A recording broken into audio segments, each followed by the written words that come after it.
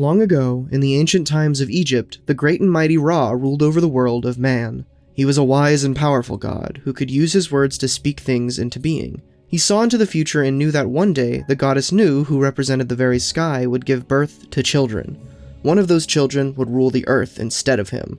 Like many gods, Ra did not want to give up his rule, and so, with the power of his words, cursed Nu to be unable to have children during the 360 days of the year. So sad was Nu that she sought the aid of the wise god Thoth, son of Ra. Thoth knew what his father had done and also knew that nothing could defeat the power of Ra's words. But Thoth was wise and knew a way around the curse. He approached the moon, the great Khonshu, and challenged him to a drinking contest. Khonshu loved a good challenge and bet some of his own power and light. So the two gods played game after game until the moon could barely stand. Finally, he conceded, and Thoth took the light of the moon that he had won. He took the light and used it to craft 5 extra days of the year, bringing the year to a total of 365. Since these days were not part of the year that Ra had created, Nu was able to give birth during this time. She gave birth to 5 children, with Osiris being the first and greatest. Set followed on the second day, and he would become a great bastion of evil for the world.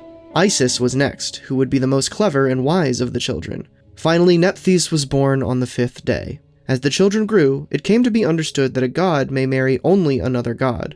Osiris took Isis as his wife, and Set took Nephthys. Once Ra finally returned to the heavens, Osiris took his place as ruler of the world of man. He brought them out of their barbarian ways and taught them to farm and fish, how to take care of the Nile and the land, and how to raise animals for work and food. He taught them laws and how they should treat each other. He educated them, and because of this, the people of Egypt lived in peace and happiness. Yet Set hated his brother and was jealous of the way the people worshipped him. He could not move against his brother, however, for he had the love of the people and Isis, who was so clever and wise that she would know if Set tried to rebel against his brother. So he planned. With his followers, Set began to create a trap that would be sprung on his brother when the great pharaoh returned from visiting his people. Set worked alongside the most wicked of the people of Earth and crafted a great coffin lined with silver, gold, ebony, ivory, and carved with the most beautiful images. He created this coffin to fit Osiris perfectly, and at the pharaoh's great feast offered the chest to whoever could fit into it. Many tried, yet none could fit inside the box perfectly. Osiris wished to own the box due to its fine craftsmanship and finally stepped forward. He lay in the box and it fit him perfectly. At this time, Set sprang forward and sealed Osiris within the box so that he couldn't escape. His men took the god and cast him into the Nile, where he floated out to sea. Unable to escape, Osiris died, sealed within. For days the coffin floated in the great ocean, finally setting ashore near the kingdom of Byblos. The box crashed into a tree, and sensing the god's power within, it grew magnificently, creating a proper resting place for a god. The king of Byblos heard of this beautiful tree and journeyed to the beach to see it for himself, yet the tree had grown in such a way as to not allow anyone to see the coffin within. The king ordered the tree be cut down and brought to his palace, so that he may see its splendor every day. Back in Egypt, the wise and clever Isis knew her husband was dead and that Set was behind the murder. She took their son Horus and hid him with the god Buto on her island. With this done, she went searching for the body of her husband, wishing to give him final rites.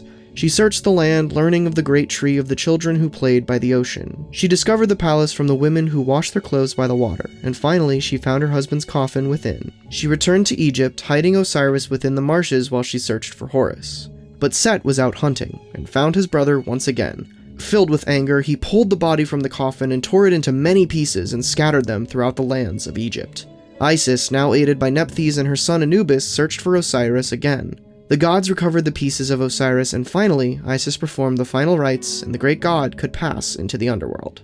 As Horus grew up, the spirit of Osiris would visit him from time to time, teaching him the ways to be a great pharaoh. Finally, Osiris decided that Horus was prepared to avenge the great god against Set. The great pharaoh gathered a mighty army, and even had the mighty Ra on his side. The war raged for a long time, until finally the armies would clash at the city of Edfu. As Horus and his forces sailed down the Nile, Set sent a mighty storm against them and took the form of a giant hippo, straddling the great river with his massive jaws held open, ready to consume the armies of his enemy after the storm destroyed their ships. But Horus rose to 12 feet tall and wielded a massive harpoon. When Set opened his jaws, Horus flung the harpoon at him, piercing his brain and killing him in one blow. With his victory, Horus returned to rule over the world of man as the greatest pharaoh that all others would look to as an example. If you would like to hear more stories of Egyptian mythology, be sure to subscribe right here at Tales of Earth and let us know what else you'd like to see in the comments down below.